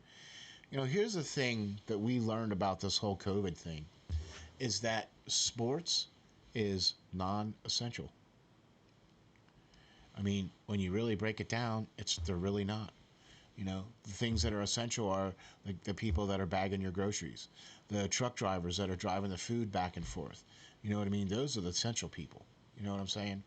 So I hope, my hope is this, that these NFL players and the league and everybody else involved has a much more greater appreciation for the fan and for the fact that the fan is spending their hard-earned money on this stuff. Okay? yeah. I mean, when you come out and you say we're going to allow fans in the stands, and then you say, well, we'll sell tickets to season ticket holders. They get first crack. All right, cool. That's awesome. That's how it should be. However, if the face value of the ticket is $76, you shouldn't be charging them $1,076 for that same ticket. You see what I'm saying? That, that Yeah, that that doesn't fly with me at all. That does not fly with me at all. that's what the Flyers are doing. Yeah. Season ticket holders, I complained about that. The Flyers are charging like $500 for $200 seats, or like $400 for $100 seats, or I don't something like understand. that. Look, Yeah, I understand that you're trying to recoup and all that, and blah blah blah, and I get it. But that's I have a hard time with NFL teams because they get so much money from their TV contracts and everything like that. And Especially, yeah, more so than hockey, yeah. okay, this is what I want to get into with you here, Joe, okay? Because the NFL, each team gets like $250 million. We sat down and figured it out one day, and each team gets like $250 million. Well, man, I'm here to tell you, $250 million, that pays for what? The salary cap for the NHL right now is at $82.3 million, right? So 250 million would give you at least three teams' salaries right there. Yeah. All their full salary, the whole team. Okay, so the fact that the NHL is only getting about between $3 and $6 million a year from their TV contracts, you see what I'm saying? Plus the fact that the NHL, if their fans are not in the stands, they're not making money because they don't have those TV contracts. Where it's the exact opposite with the NFL.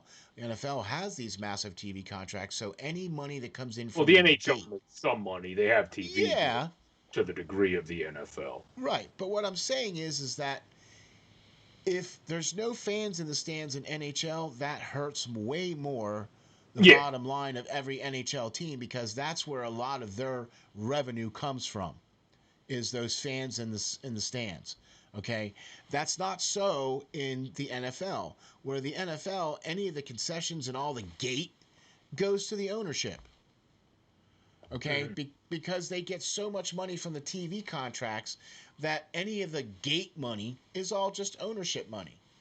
So the fact that you're charging 600% more than what the tickets originally valued so that you can try to recoup some money, come on. I have a hard time with that. No, that's true. But I think one of my wrap up points on the NFL would be a team that's come in and surprised me this far in the free agency is Jacksonville because they've just traded for, per reports, that came in 30 minutes ago, Malcolm Brown, the good D tackle from New Orleans. They also signed Marvin Jones, per reports, to 2 years, $14 million, and brought in Griffin on a 3-year deal, Nikhil Griffin, and also brought in Tyson Alayu, who you have some familiarity with at D tackle. So they seem to be building a team and brought in Chris Mahertz, who I don't really know much about, on a 2-year deal. He's known primarily as a blocking tight end, apparently. So he'll help with your making your line even better as a blocking tight end. It seems like this team is either building to draft their next guy or build around a game manager, which they already have, which would be Gardner Minshew, because they're building all the other guys other than Jones they got right now, and Mahertz, who is a blocking tight end who's more for protecting than he is anything in the offensive facet. And then they agreed to terms with Philip Dorsett too, so he's an offensive guy. It seems like you're either bringing in a team to build around Minshew, who can just manage a roster well, and if you have that defense like it looks like Jacksonville's bringing up, he'll get to deep and you'll be able to go far like you saw the Bears do with a Rex Grossman ex-quarterback, where Minshew's better than him. Rex Grossman was really nothing special, so it seems like Minshew might even be better than him. Grossman would make mistakes that you would go, why is this guy starting? Yeah. But he was able to get the Bears. Minshew doesn't make those mistakes. Yeah. Trent Dilfer made mistakes where you would go, why is this guy starting? And he got the Ravens to the Super Bowl because of the team around him. He was just on the team. Well, no, he didn't get there to get the Ravens to the Super Bowl. All right. Okay. So, he certainly didn't do much to help. That was pretty much the same with Rex Grossman, though. He was kind of just there and then just threw in the teens touchdowns most of the time. Where Minshew usually probably has at least 20-something touchdown potential with the right squad. Yeah. He missed some time because he was hurt a little bit this past year. But, look, Jacksonville 2 years ago had one of the best defenses in the league. Okay? Yep. And I don't know what happened down there, but it just seemed like something just kind of flew in the water, and they just completely dropped off last year. Okay? Now, they're coming back now with some more guys on the team, and, they're making some moves, and I've always liked the mustached one. I always thought he was a pretty good quarterback, but I agree. I think he's just basically a glorified game manager. and he's a little bit better than the Rex Grossmans of the world, and a little bit better than the Trent Dilfers of the world, because he doesn't make those mistakes. And he is going to get you 25 or between 20 and 25 touchdowns for the year. I think Minshew's a guy that can win you a Super Bowl with the right team, because he also contributes into it. Where Grossman and Dilfer are just there as your team. They were on the roster. Yeah, they were just on the roster. It's kind of like when you have a team in hockey that has such a good defense and defensive forward that makes a goalie that's never gotten a team deep into the playoffs before look like $1 million getting to the cup. And it's probably not because of him. It's probably because of the fact that the team is absolutely loaded around him. Could be. Like Anthony Niemi's not a bad example of that. When he got there with Chicago, he was a solid goalie, but he wasn't anything miraculous. And he had put up miraculous numbers because of the team around. Exactly. So I'm with you. Real interesting here. The next 24 hours, I think, in football, I think we might see some of the, I think that Deshaun Watson domino is going to fall within the next couple of days, because you want to get those guys in sooner rather than later, especially now with COVID and getting guys transferred and moved and changed over and all that, and get them into your facility as soon as possible. Yeah, I was surprised how quick that was because with Wentz, that was quick for the Colts. It didn't take that long, so I'm not sure if that's as low of a process as people think, because Wentz was in Indianapolis a couple of days later. Yeah, well, checking in at the team facility. I think what's going to complicate things is what's going to be needed from Houston in return. I think that's going to complicate things, and that's going to draw out this process a little bit more, because you might have 4 or 5 teams calling up and saying, "Hey, what's the offer for Deshaun? What do you guys want?" And they're going to be like, "Well, we need a first-round pick. We need blah blah blah." And they're going to be like, "All right, well, we'll call you back." Yeah. I mean, it's going to take a little. I think it's going to take a couple of days, but I'm going to be interested to see though if it happens in the next couple of days, because if I was a team looking for that franchise quarterback to come in and be that guy like Deshaun Watson can be, I would want to be making that deal much sooner rather than later. No, that's true. That's a very good point. Yeah, that makes sense. Now, I don't have that's pretty much until next week, my roundabout. Like I said, I wanted to wrap up with shouting out the genetics of all teams for the free agents. To hit them out of the park now. Yeah. Did we have to run the ad again, or are we just running it once? We're good. We're only running it once? Yeah. Okay. When it comes to baseball, we're obviously getting close to the season coming and drawing near for all of these teams. It's going to be interesting what teams are really able to stand up and stand out. The Yankees have been good in the preseason this far at 11-4. And then Kansas City, who made a lot of moves in the offseason to try to be competitive in their division that is not as competitive as it once was due to teams getting rid of players, has had the best preseason at 12-3. It's going to be interesting to see. I think Kansas City has the chance to be a sleeper team in baseball. It's all going to depend on their pitching. They're hitting. I have a question for you. They don't normally play this many preseason games, do they?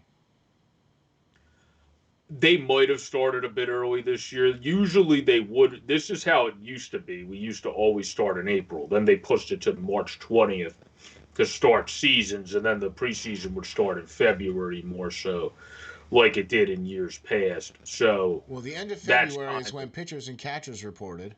Mm-hmm. Right. But this year they're starting back on the old school, like a couple of years ago schedule, starting the season at the beginning of April. Okay, but so they normally play this many preseason games?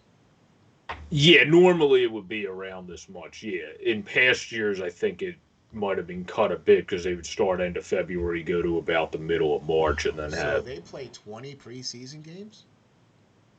Because in baseball, it takes a while. You have to get the pitchers back into their groove so they don't get injured, and then hitters usually take a little bit, because a pitcher's all about feel. A hitter's about feel, and then one being able to hit a circular ball with a circular cylinder. So that takes a little bit to get back into that stride and you feeling comfortable where your elbow's at, to where, unless if every day, which I don't think most people do this, you're going in your backyard practicing your stance. Like, people have great work ethics, but normally every day you're not going to see somebody, if you live next to a baseball player, going like this in their front yard. Well, and it's if that and it's baseball like, player yo, was Bryce, Jerry what you doing Rice, over there? if Like, that, if oh, that hey, base- Rick, I'm practicing my stance again. It's like, you did that 5 times a day already. Yeah, I figured I would do it for the 6th. It's like, oh, okay. like if you live next door to Jerry Rice and he was playing baseball and you see him out there practicing his stance, you're like, oh, okay, that's Jerry Rice out there. Okay, I got you. I mean, I'm just asking because it just seems like a lot of preseason games, and then they're going to play a full season this year, correct? Close to it, yeah. I think they decided, I believe it was 156. So they So, normally play 164. yeah, 162. 162. So they've only shortened it by 5 or 6 games? Why bother? I think that was because of when the season Oh, and hold on, let me see. I'm trying to remember yeah. what it is for this year. Right. Because it was either they were going to keep it at 162 or shorten it to around the 156. Spring training, opening day, all 30 teams. Major League Baseball announced 2021 regular season on July 25th. Okay, it says a full. Well, that's an old announcement though, so I don't know. All right. Well, so let's look at the 150 short under the proposal. This is 154 for this one. Okay. My point is this. It's either 156 or 154, I think. Okay. Well, I don't understand why they're doing it like that, but okay. I think it's because if it is shortened, it does what the NHL did, where it allows a week's time, because you started in April instead of March. Okay. So it allows extra time if COVID does affect teams like it is in the NHL, and having long layoffs to be able to make it up rather than be stuck and be in November by the time you start the postseason because it took so long. Right. Okay. So Which this year shouldn't be as big of a deal if that happens, because everything's supposed to be pretty peachy keen. right. But we don't know yet. So are they allowing extra players on the teams, like taxi squads and stuff like that? Baseball adjusted the roster a couple of years ago up one to begin with. So as far as I know, they're just keeping it at 26 this year. Okay. Because now expanded in September is only 28 compared to a full 40. Okay. I thought the better idea would have been let them keep the 28-man roster until everything goes more back to normal with vaccinations and things tamper out. Maybe like for the first month, allow it to be 28, then go back to 26, but they didn't do that. So it is what it is. Okay, yeah. Okay. I was just curious as to that. You know what I mean? Do you think that the Dodgers can repeat? They definitely have the team to be able to do it. It's going to be interesting because you obviously made your team stronger. I mean, when you bring in Trevor Bauer and you already had a very good rotation, that's definitely going to help you. I think the Padres got a lot better as well, so they'll be able to contend with them. You got teams around the league that have got significantly better. Oakland's always a tough team to play out there when they have the battle of California. I think they're slated to play this year. I haven't looked at every team's schedule, but they're a team that usually can give them some fits. You have to battle Atlantas of the world, who I think are going to be able to match up with the Dodgers fairly well. They can repeat, but it's not going to. They have one of the harder roads to repeat because everyone in the NL East is now went from one of the divisions that people didn't like watching to a couple years to now being one of the more competitive divisions where all the Braves, Nationals, and Mets, and somewhat the Phillies, but more those three are contenders for being able to get deep into the playoffs. And I would say off the surface, the Mets and Braves are contenders for the World Series because the Nationals have to rebound from their hangover last year, which Yeah. so that's why I think it's going to be tough. But could they? Yes, but I don't think they're likely to. I would say I'll put it at like a 60% Okay. chance, which is still a good chance. But then you have other teams with 40. Right. Whoever come so in. the Battle of California is the Athletics and You got a lot of teams in California. Okay, well, Angels, Athletics. well, they are playing the Dodgers. They're playing the Angels. Yeah. They're playing Got them in the the first Rockets month. yeah. You know what I mean? So yeah, okay, all right. I just wanted to see what the chances of them. Now, look, I'm going to go homer on us now. How are the Phillies looking this year? They're looking all right. They just don't make they look good. Some of their guys look real good. Other guys look, I guess, more statistically average, I guess might be the way to put it. But I think all in all, Eflin, the guy that they want to really emerge as the third starter, has been their best pitcher this far in the staff. So that's helpful coming in. Nola, you would like to see better numbers from. He's honestly been kind of off to start spring training, but some guys just use spring training as a kind of a get together type thing. Let me kind of get a feel. Let me get a feel for my pitches, and then I'll really start bringing it in the regular season. Right. There's a chance maybe he's one of those guys that just does that. You would definitely like to see more, but I think they're doing all right. It's not, they're not doing bad. It's just, there's their center fielding job is competed between Kingery, who looks like he has a better approach coming off of a bad battle with COVID. And I believe in Kingery still. I think he can be a solid player, but he's not performing to the level of what Moniak was, who you picked in the first round years ago. Out of high school when other guys got picked in that draft that are already in the majors.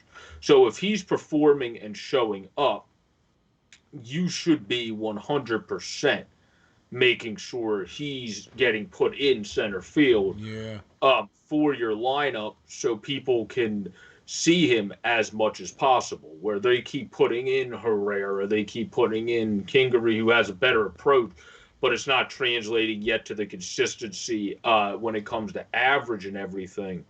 You would want to see more of him, which it doesn't make a lot of sense because another guy I really like that I think could be the Brock Holt of the Phillies, Girardi kind of talked about it a bit, is Nick Maton that they got in the 7th round in 2017. He can kind of slap the ball around the field and field all the infield positions. He's hitting 286, and that's 21 at-bats. They keep giving him pretty much as much opportunity as they can. And then one of their top prospects in Mickey Moniak, who got picked in the first round, now it's up to 18. But before this game, he had 15 to 21 ABs. He's supposed to be one of your top prospects compared to a guy that's supposed to be potentially a very good platoon player. Yeah. So what am I missing here? What are we doing with the way we're putting our lineup? And then they have I know you're not the biggest fan of everybody on ESPN, but I think this is the right time to pull a Stephen A. Smith moment here and go, you guys really had the savvy and the unmitigated gall to put Mickey Moniak in when you weren't on television. You put him in the game that was not broadcasted. Everyone's wanted to see him, and you have the audacity to say, okay, everyone wants to see him. Let's just put him in the game that everyone can only listen to on the radio. It's like, No, I don't even think it was on the radio, actually. I don't even think this game was available for audio, actually. I don't even think this game was available for anything. Oh, my gosh. Well. Or against the Blue Jays, that we got smoked 14-5, so it's Yeah, a good right. thing it wasn't available for anything. But either way, you have the audacity to put him in when nobody's watching, nothing's on, and everyone's wanted to see him all preseason. Exactly. That just doesn't make any sense. Exactly. This is just a team that I don't know if it's just ownership keeps having the don't rush people mentality, because Dombrowski should be stepping in as a more experienced GM, saying, "Hey Joe, if a guy's hitting this well as a top overall pick from a few years ago, why ain't he in the starting lineup?" You know. Because number one, nobody wants to do. If you look at polls around the city, I understand you want to give people second chances, but you also have to look at what your fans want. Yeah. Nobody wants Odubel Herrera making the opening day roster. So if you put him on the opening day roster, you're just asking for less people to show up as time goes on if you don't do it. You're just automatically from the forefront saying, we don't care about your opinion. Yeah. We're going to do what we need to do. And Right. That's something that other teams in the city have kind of had before. It seemed like the Sixers were doing it at times during the rebuild, and then it seemed like the Flyers were doing it at times with Holmgren, and look where that got them. You'd have people wanting to berate people would be going nuts about it. So that just doesn't work. You got to be straightforward, and you got to listen to the fans. That's what the Flyers seem to have got better at doing when Hextall came in, since he knows the fans, he used to play for the team, and then Fletcher kept a similar realm, and now he'll doing the same things. Yeah, and continues to listen and trades for a damn defenseman. But that's a different story. The Phillies need to just play the guys that are supposed to be in, get them continuous ABs. Modiak should be one of those guys. I don't know why they're not playing him more. That's my only gripe against it, because otherwise I've liked how Girardi has really talked guys up and said, look, this guy's got great stuff. He's coming off of a year that he was injured, or a year that he was blah, blah, blah, blah, blah, whatever it was, that ex-player.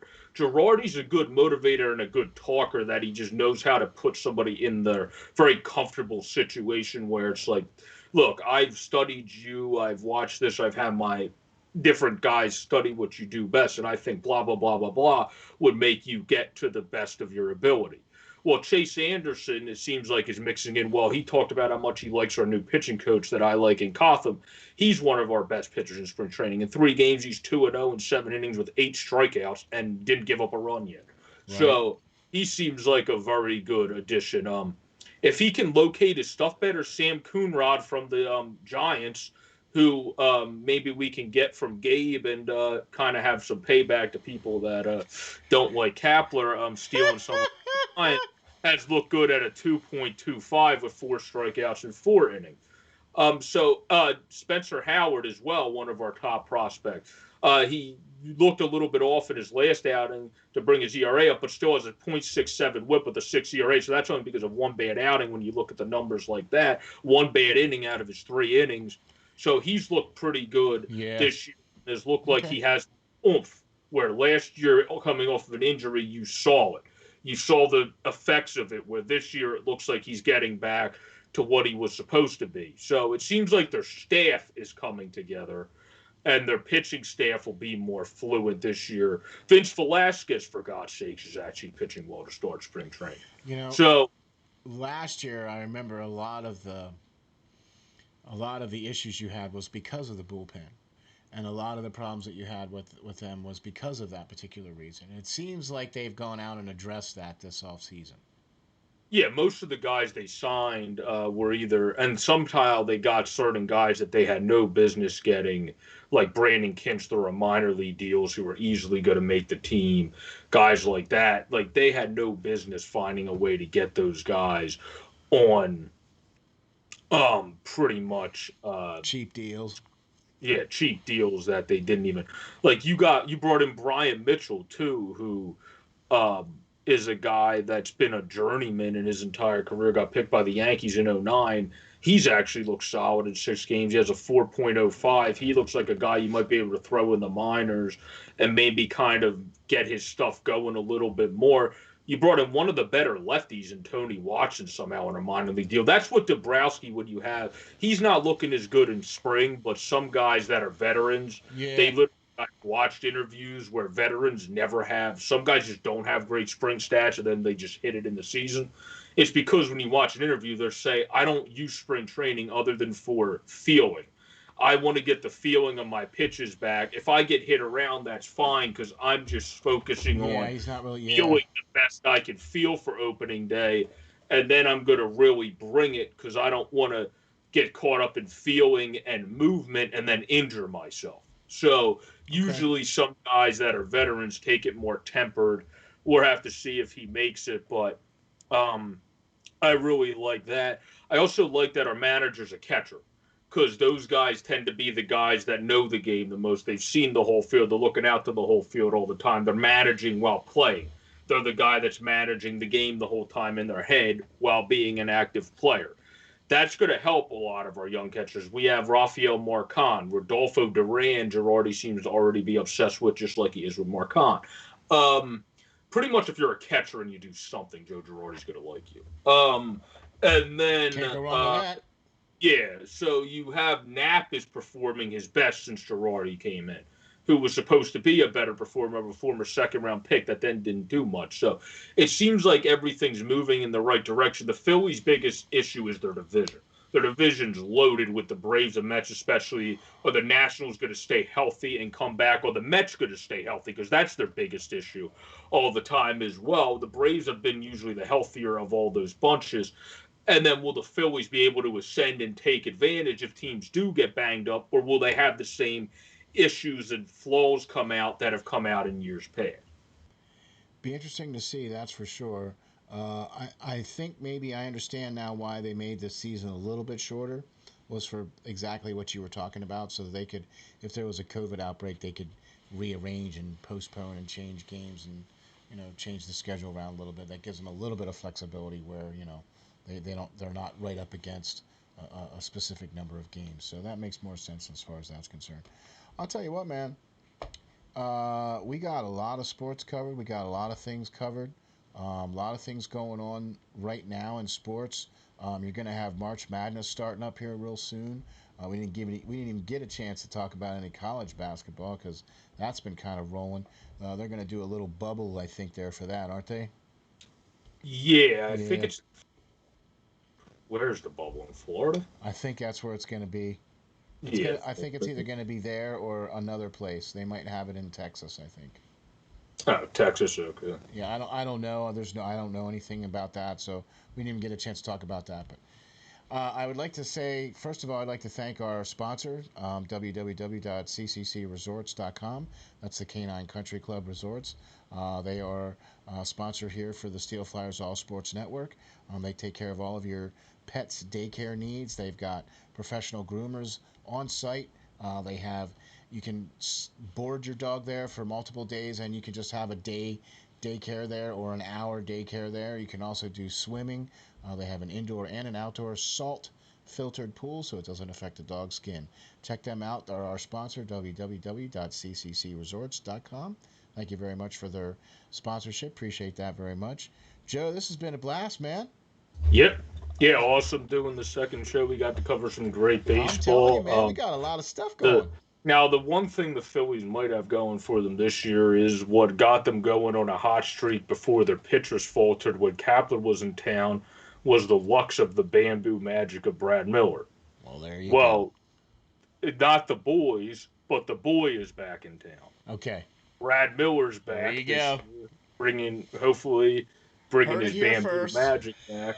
And now we have the pitching to not fall on our face in September, hopefully. So there you go. Sounds like a winner. A lot of things going on with the NFL, especially with the league starting their official league date starts on the 17th. So this was the start of the free agent frenzy. I don't think we're done. I think we're going to start. We're going to see some more moves for that, as for sure. The NHL has definitely hit the halfway mark, and more teams you're starting to see are breaking away from the pack And the same thing is happening, I think, in basketball as well too, where you're starting to see those top teams are starting to separate themselves now, and we're going to start getting into playoffs here real soon. Going to be real interesting to see some of that. Thanks very much, Joe, for having me, man. Really appreciate it. This is awesome sauce. You can catch all of our great stuff on www.steelflyers.com. You can follow me on Twitter at SteelFlyers52.